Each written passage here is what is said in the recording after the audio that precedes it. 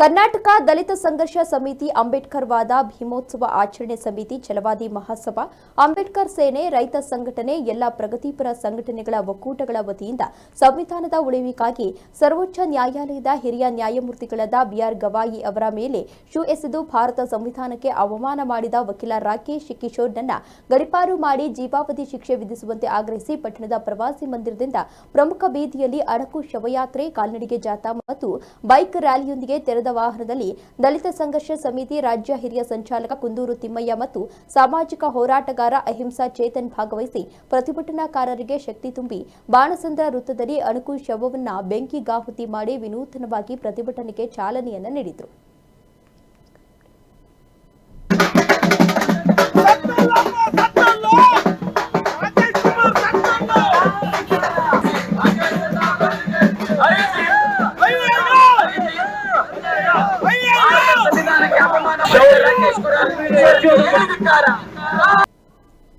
ಸಂವಿಧಾನಕ್ಕೆ ಅಪಮಾನ ಮಾಡಿದ ರಾಕೇಶ್ಗೆ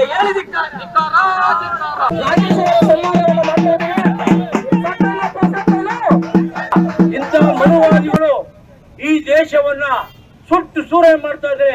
ಜಾತಿನ ಎತ್ಕಟ್ತವ್ರೆ, ಧರ್ಮವನ್ನು ಎತ್ಕಟ್ತಾರೆ ಅಂತ ಬಸವಣ್ಣನ ಕೊಂದಂತವರು ಮನುವಾದಿಗಳು, ಗಾಂಧಿನ ಕೊಂದಂತವರು ಸಾವರ್ಕರ್ ಅವರ ಫೋಟೋ ವಿಜೃಂಭಣೆ ಮಾಡ್ತಾವ್ರೆ.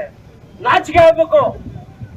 ಸಾವರ್ಕರ್ ಈ ದೇಶಕ್ಕೆ ಹೋರಾಟ ಮಾಡಿದ ಸ್ವತಂತ್ರ ಹೋರಾಟಗಾರ, ಮಹಾತ್ಮ ಗಾಂಧಿಯ ಗುಂಡಿದ್ದರು, ದೇಶ ಪ್ರೇಮಿ, ರಾಷ್ಟ್ರವಾದಿ. ಮೊದಲು ಏನು ಇವರು ಹಿಂದುತ್ವವಾದಿಗಳಿದ್ದೀರಾ,